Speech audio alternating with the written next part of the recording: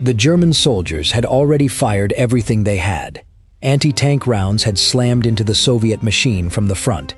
Sparks had scattered across its armor, and yet the tank was still there.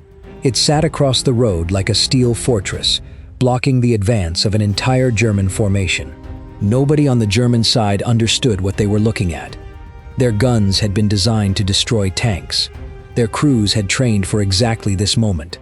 But the Soviet tank simply refused to stop. Another round struck the hull. The armor shook. Smoke filled the air. Still, the engine continued running. German commanders began searching for heavier weapons, artillery, anything that could remove the obstacle.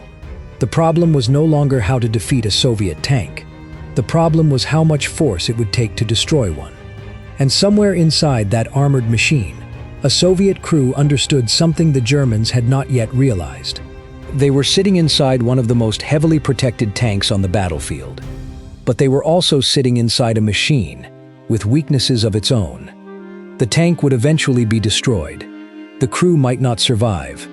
Yet before that happened, the vehicle would force the German advance to stop and fight on completely different terms.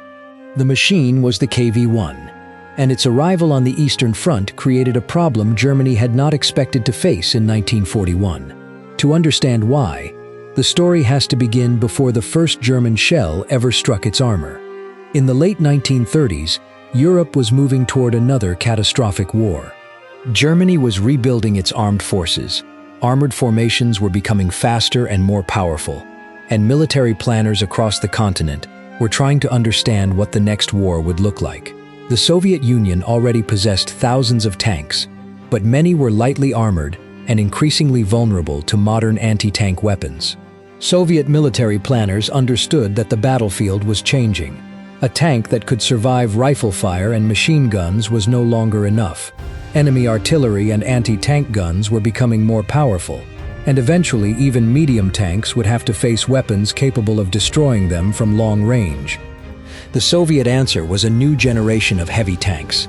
At the Kirov plant in Leningrad, engineers working under Joseph Kotin began developing machines designed around a simple but demanding principle: survive enemy fire and keep moving. The first attempts were enormous. The SMK and T-100 prototypes used multiple turrets, reflecting an older belief that more guns and more turrets meant greater battlefield power. But the engineers quickly discovered the price of that philosophy. More turrets meant more weight, more mechanical complexity, and a larger target. The Soviet Union needed something different. Instead of spreading firepower across several turrets, the engineers concentrated the main weapon into one turret and surrounded the vehicle with heavy armor. The new prototype was named KV, after Kliment Voroshilov, one of the Soviet Union's most influential military figures. The design was immediately different from the lighter Soviet tanks surrounding it. It was wide, heavy, and heavily armored. Its tracks were designed to carry enormous weight across difficult ground, while its diesel engine gave the machine the power needed to move. But a design on paper meant nothing until it faced a real battlefield. That test came during the Winter War against Finland.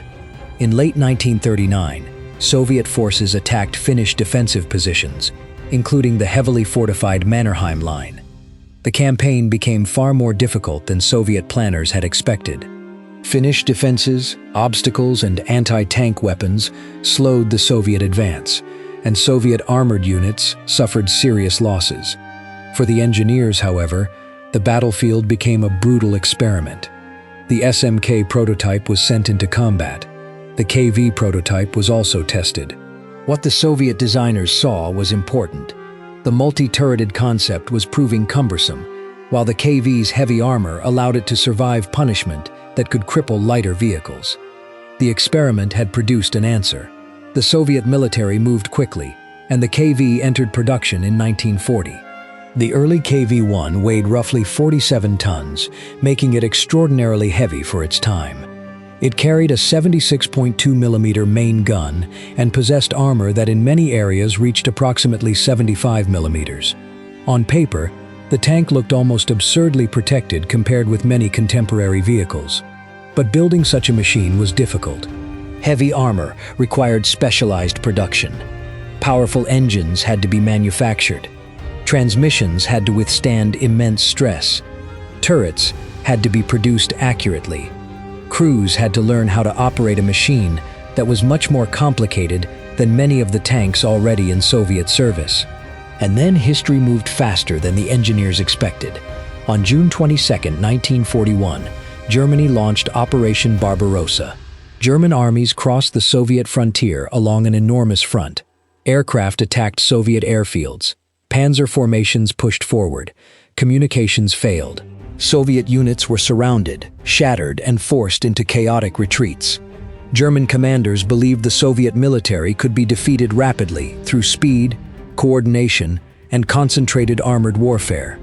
But within days, German units began encountering something unexpected. KV tanks appeared on the battlefield. The first encounters were confusing. German crews were accustomed to destroying many Soviet tanks with their available anti-tank weapons. Against the KV, the results could be very different. Shells struck the armor and failed to penetrate. German crews fired again. The tank continued moving. The KV was not invulnerable. German artillery and heavier weapons could eventually destroy it. Attacks from the sides and rear were also effective. But the difficulty was that many German frontline units did not have the right weapon immediately available. A vehicle that should have been another target suddenly became a tactical problem. The Germans could not always destroy it quickly, and that meant the tank could interfere with the most important thing the German army depended on: momentum. Nowhere did this become more dramatic than around Raseiniai in Lithuania. The exact identity of the Soviet crew involved in the famous incident remains uncertain, and later retellings have added details that cannot always be verified. But the central event is clear enough. A KV tank reached a position that interfered with German movement and effectively blocked a critical road. German forces attempted to remove it. Anti-tank guns fired. The Soviet tank survived. More weapons were brought forward. The vehicle continued to resist. German soldiers were suddenly facing a machine that had to be treated almost like a fortified position. Eventually, the Germans found a way to destroy the tank. But the important fact was not that the KV had survived forever. It was that one vehicle had forced an entire formation to devote time, weapons, and attention to destroying it. The German advance had been interrupted. The psychological impact was enormous. German soldiers had entered the Soviet Union expecting resistance, but they had not expected Soviet tanks that could absorb hits from weapons they considered effective. The KV had introduced a new battlefield reality. Yet beneath the armor was a serious weakness. The tank was mechanically demanding. Its transmission was difficult to operate. Its steering system placed heavy stress on the drivetrain. Visibility was limited, and the crew compartment was cramped. The tank could survive enemy fire, but it could also fail without being hit at all. During the chaotic summer of 1941, some KV tanks were abandoned because of mechanical problems, fuel shortages, or breakdowns. Others were lost because Soviet units lacked the recovery equipment needed to move damaged heavy vehicles. This created one of the great contradictions of the KV program. The Soviet Union had built a tank that could be extraordinarily difficult for German guns to destroy, but it had not yet developed the logistical system necessary to keep that tank operating continuously. The Germans also began learning. They discovered that attacking the KV directly from the front was often inefficient. Instead, they tried to maneuver around it, attack its weaker areas, use artillery, call for air support, or isolate the vehicle. A heavily armored tank could survive a shell, but it could not survive every tactical situation. If it was surrounded, immobilized, or cut off from fuel and ammunition, its armor became much less valuable. The Soviet engineers understood that the KV needed improvement. The answer was the KV-1S. The new version was lighter, had a redesigned turret, and included a commander's cupola that improved observation. Its mobility was better, but the reduction in weight came at a cost. Armor was reduced. The Soviet designers were now forced to choose between protection and mobility. The original KV had demonstrated that heavy armor worked, but the battlefield had also demonstrated that armor alone could not guarantee survival. There was another problem becoming increasingly serious: the gun. The 76.2mm weapon was effective against many German tanks in 1941. But German armor and anti-tank technology were improving. Germany was developing stronger weapons and heavier armored vehicles, while Soviet intelligence warned that the next generation of German tanks would be more difficult to defeat. The KV had entered the war with a major advantage, but that advantage was disappearing. Then came an even bigger question. Was the Soviet Union better served by producing a complicated heavy tank or by producing large numbers of T-34 medium tanks? The T-34 was mobile, heavily armored for its class, and far easier to manufacture in huge numbers. The Soviet war economy needed thousands of tanks. It needed machines that factories could produce rapidly, repair easily, and replace when lost. The KV was powerful, but it was expensive and mechanically demanding. The answer became increasingly obvious. Yet before the KV disappeared, Soviet engineers created one of the strangest vehicles of the entire family. The KV-2 looked almost unreal. Its enormous turret rose high above the KV chassis, carrying a 152mm howitzer, intended primarily for destroying fortified positions. The weapon was devastating, but the vehicle was extremely heavy and difficult to operate. The turret itself could become difficult to rotate on uneven terrain, and the massive weight placed even more stress on the mechanical system. Despite these problems, KV-2s entered combat during the opening stages of the German invasion and contributed to the growing shock among German troops. Stories of individual KV-2s resisting German attacks became part of the mythology of the Eastern Front. Some later accounts were undoubtedly exaggerated, but the underlying reality was serious. German forces were encountering Soviet heavy tanks that demanded specialized solutions. Captured KV vehicles were studied by German engineers. Their armor was examined. Their weapons were tested. Their mechanical systems were inspected. The Germans wanted to understand why Soviet heavy tanks were proving so difficult to defeat. But the KV could not simply be copied. It was a product of Soviet industrial capacity, Soviet military requirements, and the desperate need for protection during a war that had become a fight for national survival. The Soviet Union itself was changing rapidly. The disasters of 1941 forced enormous industrial and military reforms. Factories were dismantled and moved eastward, sometimes hundreds or thousands of kilometers away from the advancing German armies. Production was reorganized. Designs were simplified. Crews became more experienced. Commanders learned from catastrophic failures. The Red Army that had suffered enormous losses in 1941 was becoming a very different force. And as the Soviet Army improved, the KV's limitations became harder to ignore. By 1943, German anti-tank weapons had become much more powerful. The appearance of heavy German tanks, such as the Tiger, created an entirely new challenge. Soviet heavy tanks needed stronger guns. The KV-85 appeared as a transitional solution, combining the KV chassis with an 85mm weapon. It was an attempt to keep the aging design relevant, but the future was already moving beyond it. The IS heavy tank series was coming. The IS-2 would eventually carry a 122mm gun and provide the Soviet Union with a far more powerful heavy tank. The KV had reached the end of its development path. Production ended, and newer designs replaced it.